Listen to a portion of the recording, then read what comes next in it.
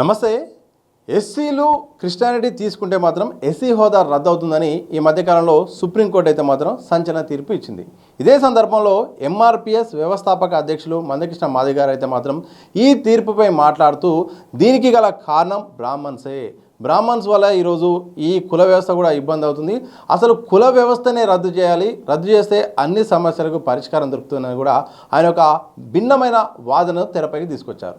మరి ఈ యొక్క అంశాలపై ఎట్లా చూస్తారు, జరుగుతున్న పరిణామాలపై మాట్లాడి తెలుసుకునే ప్రయత్నం చేద్దాం. మనతో పాటు ప్రొఫెసర్ గాలి వినోద్ కుమార్ సార్ మనతో ఉన్నారు. సార్ నమస్కారం. సార్ నమస్తే సార్. మీరు గతంలో మనం ఒకసారి ఇదే అంశంపై మనం మాట్లాడుకున్నాం, మీరు కూడా స్పందించారు. అయితే తాజాగా కృష్ణమాదిగ గారు ఏమంటున్నారంటే కుల వ్యవస్థను రద్దు చేయాలి, బ్రాహ్మణ్స్ వల్లనే ఇలా జరిగింది, బ్రాహ్మణ్సే దీనికి కారణం అంటూ కూడా ఆయన మాట్లాడుతున్న అంశాలను ఎట్లా చూస్తారు? తప్పకుండా కుల వ్యవస్థ రద్దు చేయాలి అనే దాన్ని మంచి డిమాండ్, దాన్ని ఎవరు వ్యతిరేకించారు. కానీ కుల వ్యవస్థ ఎప్పుడు రద్దు చేయాలి?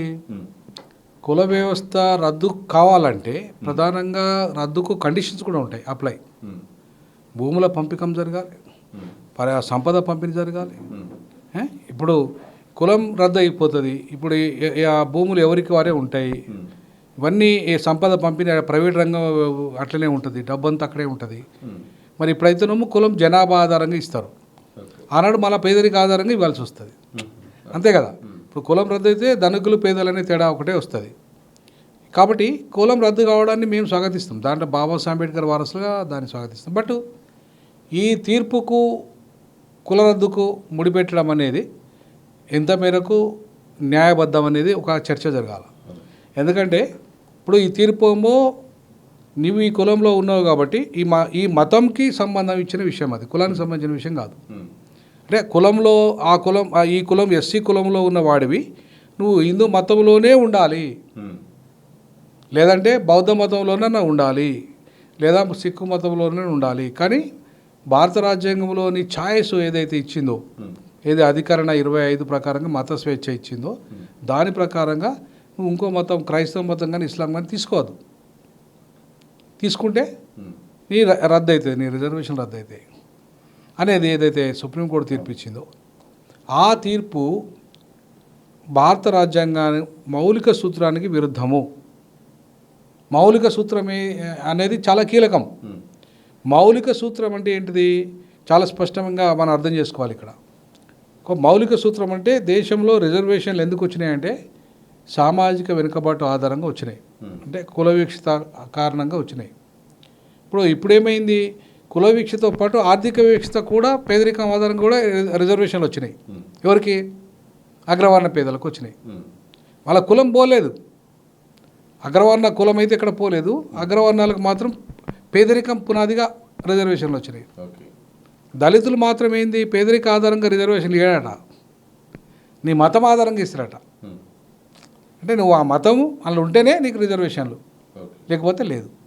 ఇప్పుడు ఈ రకమైన కాంట్రడిక్షను ఏదైతే ఉందో, అంటే అగ్రవర్ణాలకు పేదరికం ఆధారంగా ఇస్తాడు, వాళ్ళకు కులం ఉంటుంది, వాళ్ళ కులాన్ని పరిరక్షించుకోవచ్చు, వాళ్ళ మతాన్ని పరిరక్షించుకోవచ్చు. అగ్రవర్ణ పేదలు ముస్లింలైనా రిజర్వేషన్లు ఉంటాయి, ముస్లిం రిజర్వేషన్లు, వాళ్ళకి ఈడబ్ల్యూఎస్ రిజర్వేషన్లు ఉంటాయి. అట్లాగే వాళ్ళకి క్రైస్తవులైనా కూడా ఉంటాయి. అవి అంటే వాళ్ళకు మతం మారినా వాళ్ళ కులం ఉంటుంది, ప్లస్ పేదరికం రిజర్వేషన్లు ఉంటాయి, పేదరిక ఆధారంగా రిజర్వేషన్లు ఉంటాయి. కానీ దళితులు మాత్రం మతం మారితే వాళ్ళ రిజర్వేషన్ రద్దు అవుతాయి. ఇది ఎక్కడి న్యాయము? ఆయన కూడా అంటుండ ఆ మాట. అయితే దీన్ని రద్దు చేయాల్సింది ఎవరు అనేది చాలా కీలకం. కులాన్ని రద్దు చేయాలనేది కీలకం. కులాన్ని రద్దు చేయాల్సింది నరేంద్ర మోడీ గారు, అమిత్ షా గారు, బీజేపీ ప్రభుత్వం. బీజేపీ ప్రభుత్వాన్ని ఒక మాట అనకుండా, మోడీ గారిని ఒక మాట అనకుండా, అమిత్ షా గారిని ఒక మాట అనకుండా, ఇవాళ ఎన్నడో వేల సంవత్సరాల క్రితం బాపనోళ్ళు దీనికి కారణము, వేల సంవత్సరాల క్రితం కారణమైన బాపనోళ్ళే దీనికి కారణం, వాళ్ళే దీనికి కారణం. కాబట్టి వాళ్ళే రద్దు చేయాలంటే వాళ్ళ చేతిలో పవరే లేదు, వాళ్ళే రద్దు చేస్తారు. వాళ్ళ చేతిలో అధికారం ఉందా? ఇవాళ రద్దు చేసే అధికారం బ్రాహ్మణుల చేతిలో ఉందా? బ్రాహ్మణుడు ప్రధానమంత్రి, బ్రాహ్మణుడు హోమ్ మినిస్టరా, క్యాబినెట్లో బ్రాహ్మణులు కీలక పాత్ర పోషిస్తున్నారా? బ్రాహ్మణేతరుడైన మోడీ, బ్రాహ్మణేతరుడైన అమిత్ షా చాలా కీలకంగా ఉన్నారు. దేశంలో అందరికీ ముచ్చటే కదా ఇది. మరి వాళ్ళిద్దరిని నువ్వు ఏమంటలేవు, బీజేపీని ఏమంటలేవు, నువ్వు అంటున్నది ఎవరిని? బ్రాహ్మణులను. బ్రాహ్మణులు ఏమన్నా కీలక అక్కడ క్యాబినెట్లో నిర్ణయం తీసుకునే పరిస్థితి ఉందా? పోనీ ఆర్ఎస్ఎస్ని ఏమని అంటున్నావు అంటే అది కూడా అంటలేవు. ఆర్ఎస్ఎస్ ఎట్లా చెప్తే అట్లా బీజేపీ మోడీ నాలే, అవునా? సో కులం రద్దు కావాలంటే ఆర్ఎస్ఎస్ నిర్ణయం తీసుకోవాలి, మోడీ నిర్ణయం తీసుకోవాలి. వీళ్ళిద్దరిని అంటలేవు నువ్వు ఒక మాట. నీకు పేద బ్రాహ్మణులను గుళ్ళల్లో అర్చకం చేసుకునే బ్రాహ్మణులను మాత్రం పొద్దుస్తమానం తిడుతున్నావు. ఎప్పుడో వాళ్ళ తాత ముత్తాతల కాలంలో, లేదంటే వాళ్ళకి సంబంధం లేదు, 2000 సంవత్సరాల క్రితం కుల వ్యవస్థ, వర్ణాశ్రమ ధర్మం ఆధారంగా కుల వ్యవస్థ వచ్చింది. దానికి ఇప్పుడున్న బాపనలకు ఏం సంబంధం లేదు. అందులో దక్షిణ భారతదేశంలో ఉన్న వాళ్ళకి అసలే లేదు. ఇప్పుడు మనం అంతా దక్షిణ భారతదేశంలో ఉన్న బాపనలో తిట్టుకుంటున్నాం కదా, అసలు వాళ్ళకి సంబంధం కూడా లేదు. ఇది ఉత్తర భారతదేశంలో ఉన్న వాళ్ళు, అది కూడా విదేశీ ఆర్య సంతతికి సంబంధించిన వాళ్ళు, ఎవరైతే చిత్పాన్ బ్రాహ్మణ కమ్యూనిటీ ఉందో వాళ్ళు హిందువులు కాదు, వాళ్ళు హైందవులు. హిందూ మతం వేరు, హైందవ మతం వేరు. చాలా స్పష్టంగా అర్థం చేసుకోవాల్సింది మనం. హిందూ మతం వేరు, హైందవ మతం వేరు. మీరు చిన్నజీయర్ స్వామిని అడగండి, ఆయన హిందువు అని ఒప్పుకోడు. మేము హిందువులం కాదంటాడు ఆయన, మేము హైందవులం అంటాడు ఆయన. అంటే అర్థమైంది, ఆయన హైందవులు. బ్రాహ్మణులంతా కూడా, ముఖ్యంగా ఉత్తరాది బ్రాహ్మణులంతా హైందవ మతానికి సంబంధించిన వాళ్ళు, వాళ్ళు ఆర్య మతానికి సంబంధించిన వాళ్ళు, వాళ్ళు ఆర్యులు. వాళ్ళు విదేశం నుండి వచ్చిన వాళ్ళు, ఇక్కడ సెటిల్ అయిన వాళ్ళు. సో కాబట్టి ఏ విదేశం నుండి ఇక్కడ భారతదేశంలో సెటిల్ అయిన బ్రాహ్మణులు ఉన్నారో వాళ్ళు తెచ్చిన తంటనే ఇది, ఈ వర్ణ వ్యవస్థ, ఈ కుల వ్యవస్థ. ఇక్కడున్న బ్రాహ్మణులకు ఏం సంబంధం? దక్షిణ భారతదేశంలో ఉన్న బ్రాహ్మణులకు ఏం సంబంధం అంటున్నాను నేను. సార్, బ్రాహ్మణులకి సంబంధం లేనప్పుడు, సరే ఉత్తరాది దక్షిణాది పక్క పెడితే, అలాంటి సంబంధం లేనప్పుడు కృష్ణమాదిగా ఎందుకు పదే బ్రాహ్మణుల వల్లనే ఇదంతా జరిగింది, బ్రాహ్మణుల వల్లనే ఈ తీర్పు జరిగింది, అసలు బ్రాహ్మణుల వల్లనే కుల వ్యవస్థ కారణము, నిర్మూలన జరగాలని ప్రధానంగా ఆరోపించడం గల కారణం ఏంటి? అంటే కృష్ణమాదిగా బ్రాహ్మణులను టార్గెట్ చేయడము మంచిదే, కాదనట్లేదు. కాకపోతే ఇప్పుడు ఇక సుప్రీంకోర్టులో కూడా ఇప్పటికీ 63% బ్రాహ్మణులే ఉన్నారు. సుప్రీంకోర్టులో ఉన్న బ్రాహ్మణ వ్యవస్థను అనండి, పూజార వ్యవస్థను కాదు. కృష్ణమాది గారు అనాల్సింది ఎవరిని? సుప్రీంకోర్టు బ్రాహ్మణులు ఎవరైతే ఉన్నారో వాళ్ళు భారత రాజ్యాంగ మౌలిక సూత్రాలకు విరుద్ధంగా తీర్పులు ఇచ్చారు. ఆ మౌలిక సూత్రం ఏంటిది? ఆర్టికల్ 14లో కానీ, ఆర్టికల్ 15లో కానీ, ఆర్టికల్ 16లో కానీ ఏమో రిజర్వేషన్లకు సంబంధించిన విషయాలు ఉంటాయి.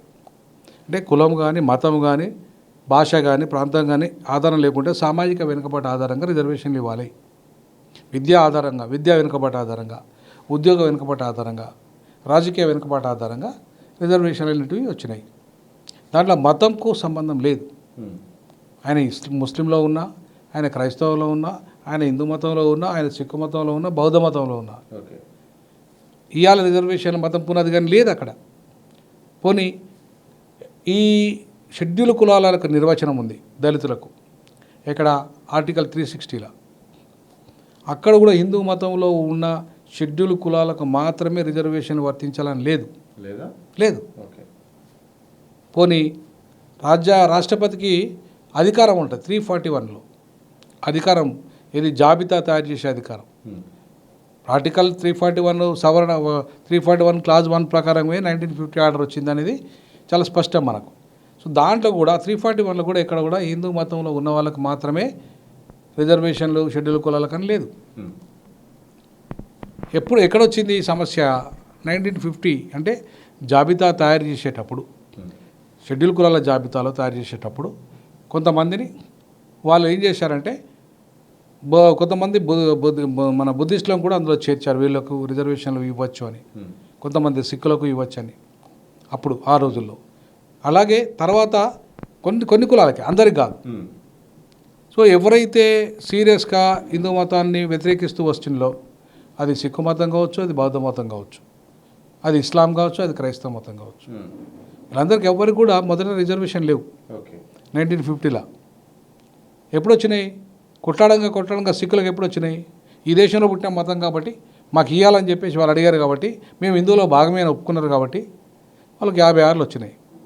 90లో కూడా బుద్ధిస్టులకు వచ్చినాయి. వాళ్ళు కూడా ఏమైంది, మేము ఈ దేశంలో పుట్టిన మతం కాబట్టి దాన్ని కూడా హిందూ మతంలో భాగంగా ఇవాళ ట్రీట్ చేస్తున్నారనే విషయాన్ని అంగీకరిస్తున్నారు కాబట్టి ఆ రకంగా 90లో బుద్ధిస్టులకు వచ్చినాయి.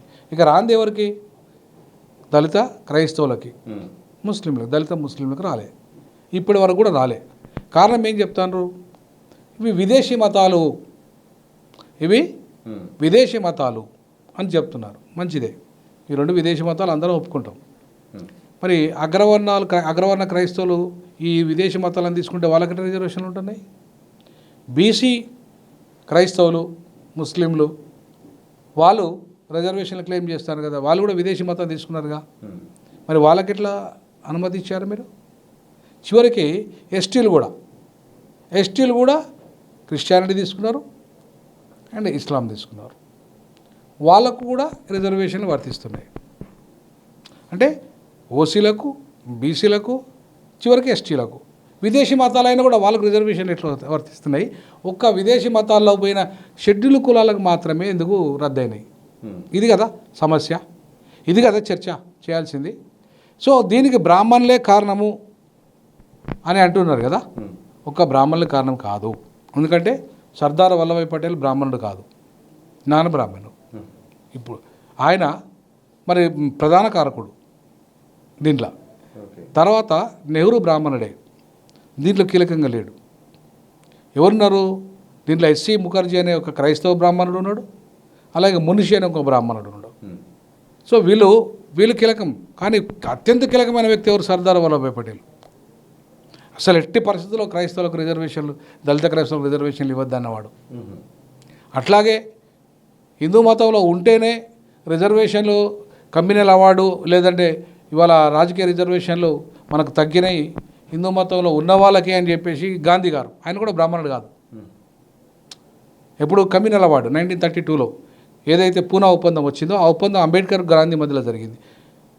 ప్రధానంగా వ్యతిరేకించింది అక్కడ బ్రాహ్మణుల కంటే కూడా ఎవరే వ్యతిరేకించారు? గాంధీనే. ఆయన బ్రాహ్మణుడు కాదు. ఇక్కడ ఈయన బ్రాహ్మణుడు కాదు, సర్దార్ వల్లభాయ్ పటేల్ కూడా బ్రాహ్మణుడు కాదు. వీలేదు. ఇప్పుడున్న మోడీ కూడా బ్రాహ్మణుడు కాదు. దళిత క్రైస్తవులకు రిజర్వేషన్లు ఇవ్వద్దని సుప్రీంకోర్టుకు అఫిడవిట్ దాఖలు చేసింది కూడా మోడీ బ్రాహ్మణుడు కాదు. మళ్ళీ అమిత్ షా కూడా బ్రాహ్మణుడు కాదు, ఆయన కూడా నాన్ బ్రాహ్మణే. వీళ్ళిద్దరు కలిసి, ఆయన హోమ్ మినిస్టర్, ఈయన ప్రైమ్ మినిస్టర్, వీళ్ళిద్దరు కలిసి అఫిడవిట్ ఎవరికి ఇచ్చారు? సుప్రీంకోర్టుకి ఇచ్చారు. ఏమని ఇచ్చారు? దళిత క్రైస్తవులకు రిజర్వేషన్లు ఇవ్వద్దు అని సుప్రీంకోర్టుకు 2 సార్లు ఇచ్చాడు ఆయన. ఎవరు? మోడీ గారు, మన భారత ప్రధానమంత్రి. మరి ఇవాళ నువ్వు తిట్టాల్సింది ఎవరిని? మోడీ గారిని తిట్టాలి. ఎందుకంటే నువ్వు సుప్రీంకోర్టుకు కనుక మోడీ గారు ఇవ్వచ్చు, ఇప్పుడు వర్గీకరణకు ఎట్లయితే అనుకూలంగా ఆయన అఫిడవిట్ ఇచ్చాడు, అట్లనే దీన్ని కూడా ఇవ్వచ్చు, మోడీ గారు ఇవ్వచ్చు కదా. ఎందుకు ఇవ్వలేదు మరి? ఎందుకు ఇవ్వలేదు మోడీ గారు? బ్రాహ్మణులు వచ్చి అడ్డుకున్నారా ఏమన్నా? ఏ బ్రాహ్మణులలో వచ్చి ఇవ్వద్దనడా?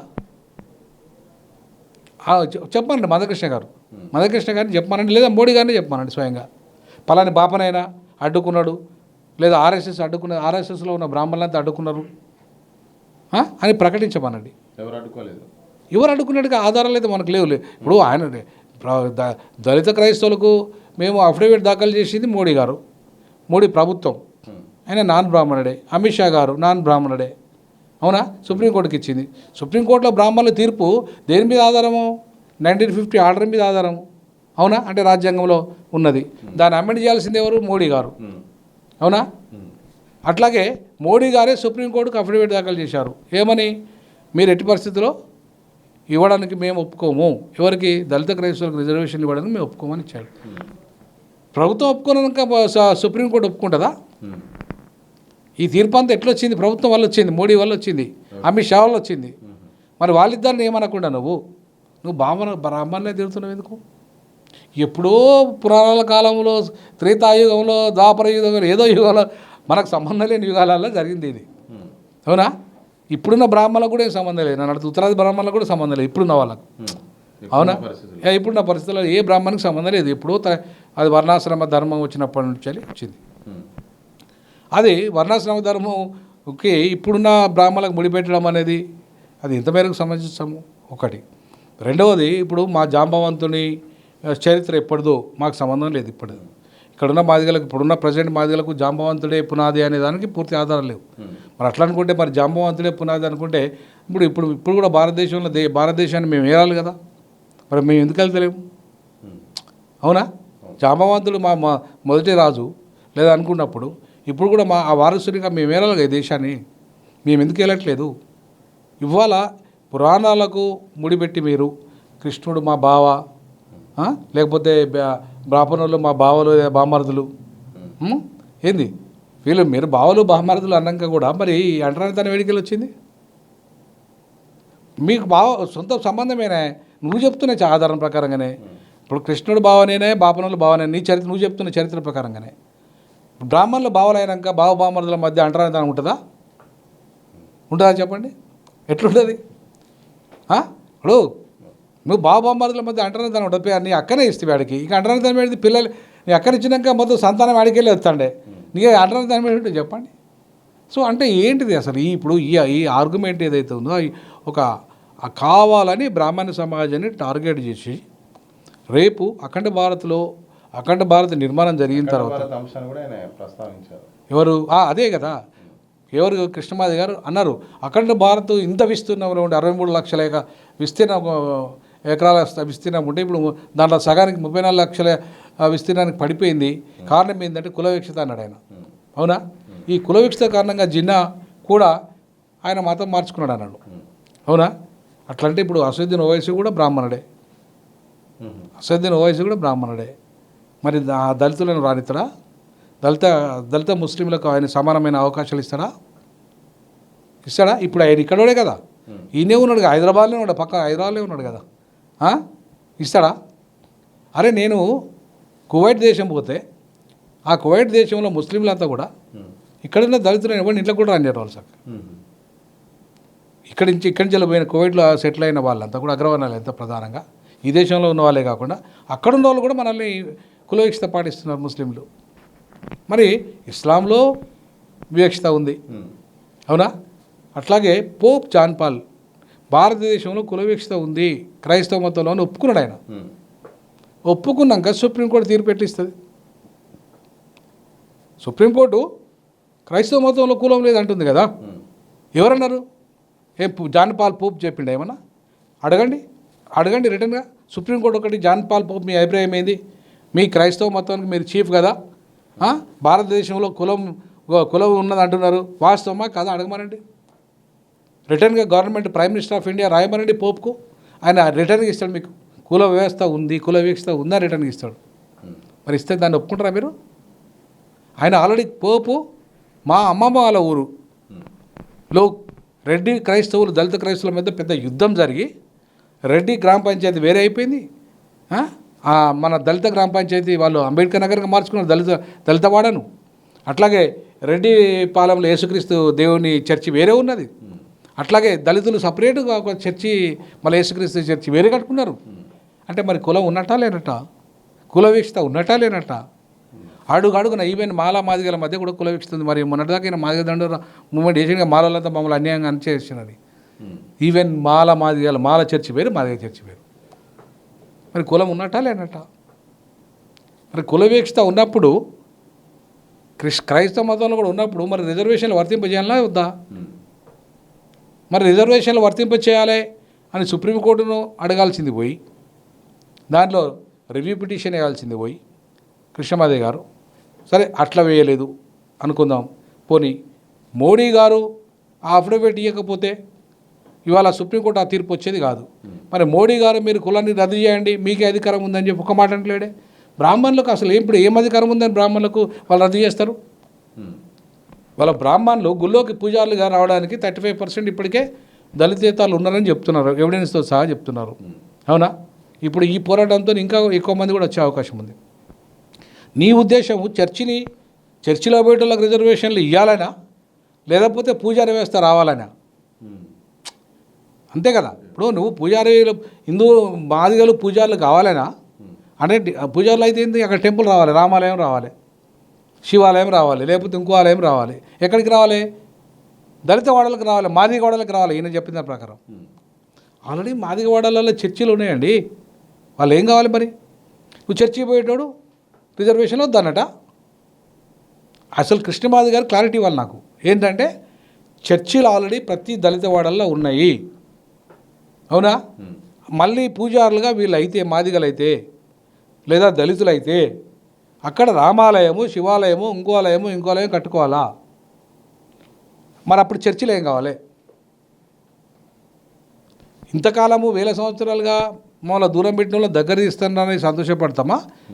లేదంటే ఆ చర్చి ఇప్పటిదాకా దగ్గర తీసిన చర్చిని డిస్ట్రాయ్ చేద్దామా?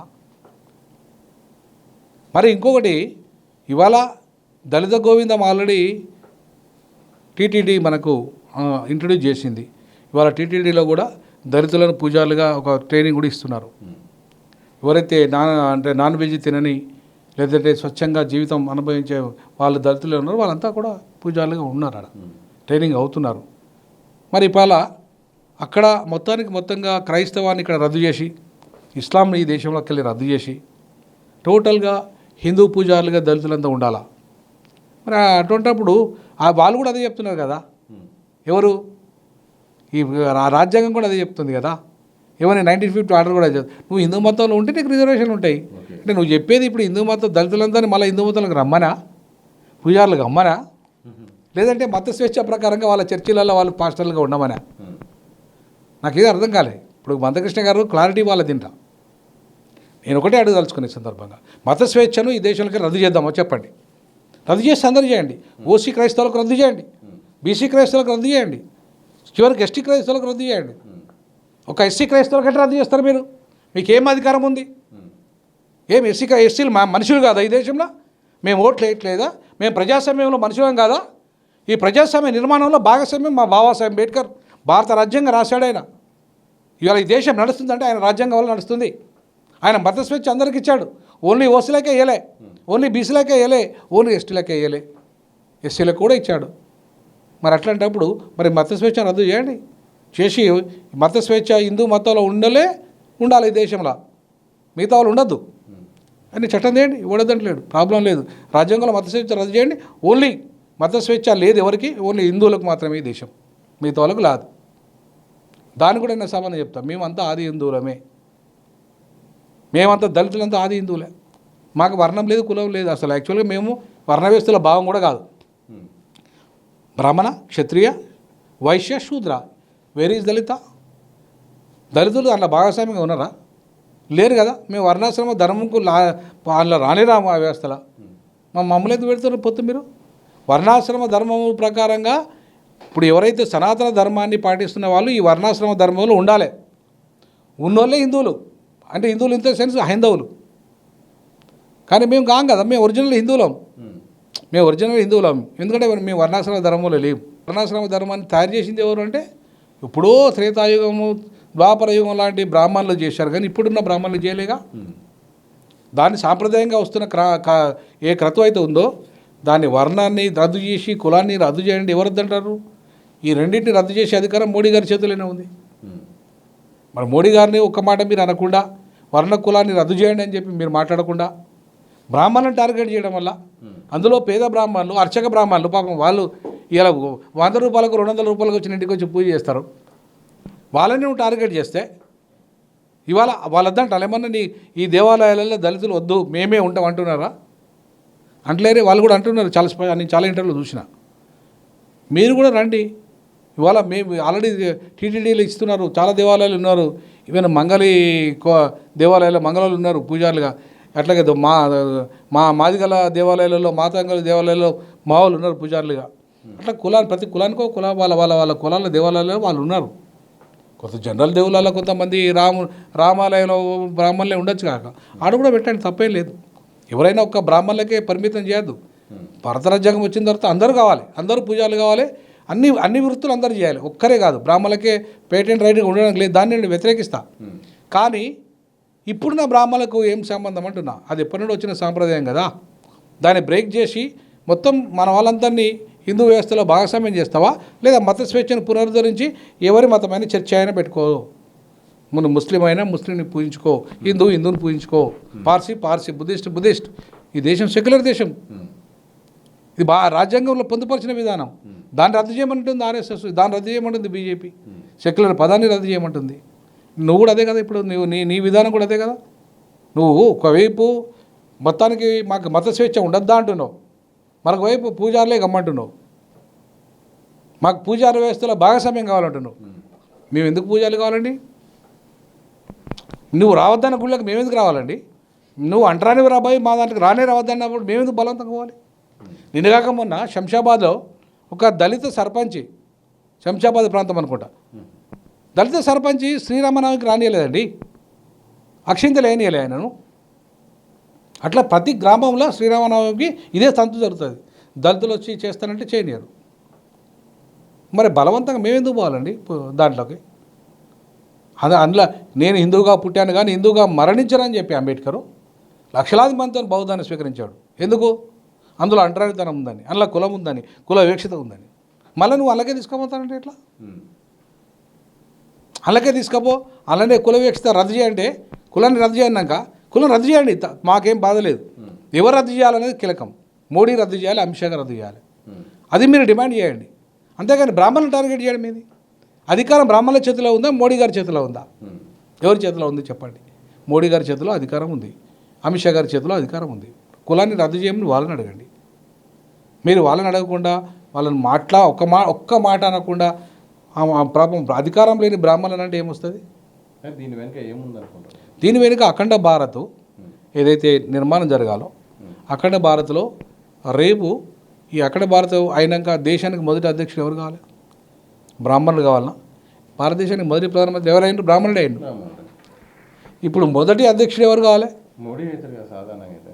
నాన్ బ్రాహ్మణ్ కావాలి. కానీ మోడీకి పోటీగా ఎవరు వస్తున్నారు? బ్రాహ్మణులు వస్తున్నాడు. ఎవరు? గడ్కరీ వస్తున్నాడు. నితిన్ గడ్కరీ ఆర్ఎస్ఎస్కు చాలా నమ్మిన బండిగా ఉన్నాడు, బ్రాహ్మణుడు. ఆయనను ఒకవేళ ప్రమోట్ చేయాలంటే బ్రాహ్మణులే కుల వ్యవస్థకు కారణమో మీరు ఎట్లా ఉంటారు అధ్యక్షునిగా? జయప్రభు అఖండ భారతదేశానికి అధ్యక్షునిగా అంటరానితనానికి బ్రాహ్మణులే కారణము. ఒక బ్రాహ్మణ్ని ఎట్లా పెడతారు మీరు దేశ అధ్యక్షునిగా ఒకవేళ అఖండ భారత్ ఏర్పడితే?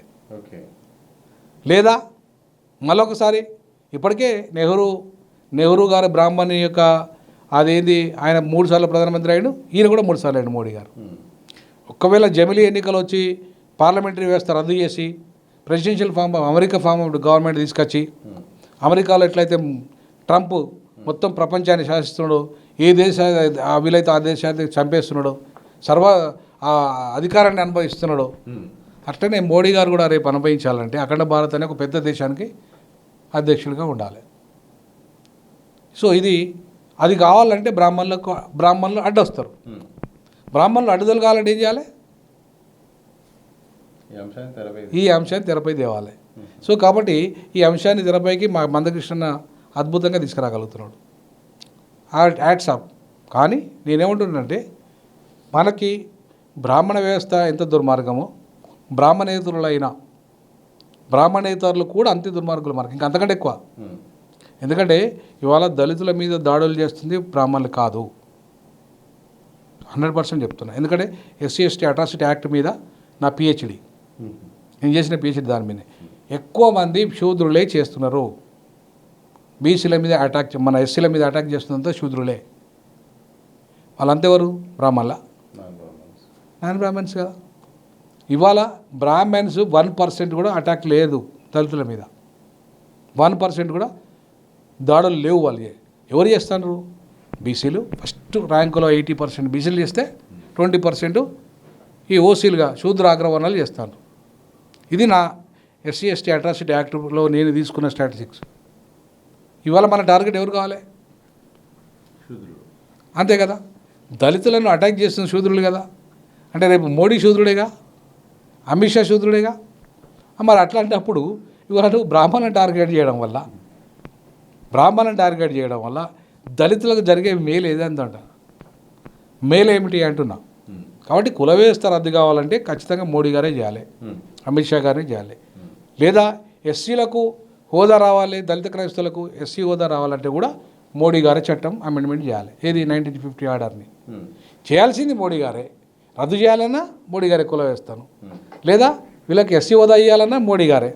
మరి తిట్టాల్సింది ఎవరిని? నువ్వు అంతే కదా, మోడీ గారిని కదా. నువ్వు ఎవరిని తిడతావు? బ్రాహ్మణులు తిడతావు. నీ టార్గెట్ ఏంది అనేది దయచేసి మా మందకృష్ణ తెలుసుకోవాలి. ఎందుకంటే ఆయన అంటే మాకు గౌరవం, మా జాతిలో మాకు పెద్దన్న. సో కాబట్టి ఆయన ఉద్యమకారుడిగా మేము గౌరవిస్తాం. కానీ ఐడియాలజికల్గా ఇవాళ మాకు మేలు జరుగుతున్నా అంటే మా దళితులకు మేలు జరిగే రూపంలో నువ్వు ఎవరికి సాయం చేస్తున్నావు, ఎవరి వైపు ఉన్నావు అనేది ఇంపార్టెంట్. కాబట్టి ఖచ్చితంగా మాకు మేలు చేయాలంటే మీరు దళితులకు మేలు జరిగే కార్యక్రమం చేయాలంటే రెండు చేయండి. ఒకటి కులాన్ని రద్దు చేయడం అంటే పార్లమెంటే చేయాలి, మోడీ గారే చేయాలి. చేసి మొత్తం సమానత దిశగా భూములు పంచండి, ప్రైవేట్ రంగంలో ఆస్తులు పంచండి, అన్నీ పేదలకంతా పంచండి. రెండవది, లేదా కనీసం షెడ్యూల్ కులాలకు రిజర్వేషన్లు ఎస్సీ హోదా కావాలంటే కూడా మోడీ గారే అమెండ్మెంట్ చేయాలి. 1950 ఆర్డర్ని అమెండ్మెంట్ చేస్తూ ఎట్లయితే సిక్కులకు బుద్ధిస్టులకు ఎస్సీ హోదా ఇచ్చారో అట్లనే దళిత క్రైస్తవులకు లేదా షెడ్యూల్ కులాల క్రైస్తవులకు అలాగే ముస్లిం క్రైస్తవులకి కూడా ఇవ్వాల్సింది కూడా మోడీ గారే, అమిత్ షా గారే. సో బృందకృష్ణ గారికి నేను రిక్వెస్ట్ చేస్తా ఉన్నాను, మీరు మోడీ గారిని టార్గెట్ చేయండి, బ్రాహ్మణులను కాదు. ఈ సమస్యకు పరిష్కారం అవుతుంది. అది కుల వ్యవస్థ రద్దు కావాలన్నా సమస్య పరిష్కారం అవుతుంది, లేదంటే ఎస్సీలకు అదే షెడ్యూల్ కులాలకి దళిత క్రైస్తవులకి ఎస్సీ హోదా ఇవ్వాలన్నా కూడా మోడీ గారే ఇవ్వాలి. సో కాబట్టి ఈ రెండు సమస్యలకు పరిష్కారం మోడీ గారే. ఆయన మీద యుద్ధం చేయమని నేను విజ్ఞప్తి చేస్తా ఉన్నాను. ఇది మొత్తంగా మందకృష్ణ మాదిగ గారికి అయితే విజ్ఞప్తి చేస్తున్నాను. ప్రధానంగా రెండు అంశాలు. ఒకటి ఏదైతే ఈ ఎస్సీల నుండి క్రిస్టియానిటీ తీసుకున్న వారికి ఎస్సీ హోదా కావాలన్నా కానీ కేంద్రం పరిధిలో ఉంది. దాంతోపాటు కుల వ్యవస్థ రద్దు కావాలన్నా కానీ ఆ అధికారం కూడా కేంద్ర ప్రభుత్వంలో ఉంది. అయితే కేంద్ర ప్రభుత్వంలో కీలకంగా ఉన్న ప్రధానమంత్రి మోడీ అమిత్ షాను ప్రశ్నించకుండా బ్రాహ్మణుల్ని టార్గెట్ చేయడం వల్ల ఉద్దేశం ఏంటి? అసలు బ్రాహ్మణ్ చేతిలో పవర్ అనేది లేదు, బ్రాహ్మణ్ చేతిలో అసలు ఏం లేని ఎప్పుడో పూర్వం జరిగిన అంశాన్ని తెరపై తీసుకొచ్చి కేంద్రాన్ని వెనక్కి తీసుకొచ్చే ప్రయత్నం జరుగుతుంది. ఇప్పటికైనా కేంద్రాన్ని టార్గెట్ చేసుకుంటే మీ యొక్క ఆలోచనకు కానీ మీ యొక్క ఉద్యమానికి కూడా అర్థం ఉంటుందని కూడా ప్రొఫెసర్ గాలి వినోద్ కుమార్ గారు అంటున్నారు. చూడాలి మరి ఈ అంశం ఎటువైపు నుండి ఎటువైపు దారి తీస్తుందో. మరి దీనిపై త్వరలో మరి కేంద్రం ఏమన్నా నిర్ణయం తీసుకుంటుందో, అలాగే మందకృష్ణ మాదిగ గారు ఎలాంటి స్టాండ్తో ముందడుగు చేస్తారో తెలియాల్సిన అవసరం అయితే కనిపిస్తోంది. కెమెరా పర్సన్ మసూన్తో సతీష్, దిశ టీవీ, హైదరాబాద్.